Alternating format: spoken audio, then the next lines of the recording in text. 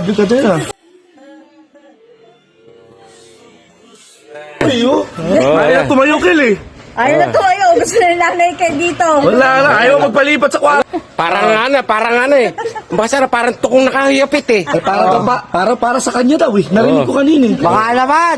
Sakto. Ano naman Bigyan eh. mo na kay nanay kayo. Bigay mo na lang daw to kay nanay. Ayaw paglalagyan ka na pa eh. Oo. Ugoy pa oh. Asa yung parang yung paa. Tama. Sige na. O, di ba parang dog?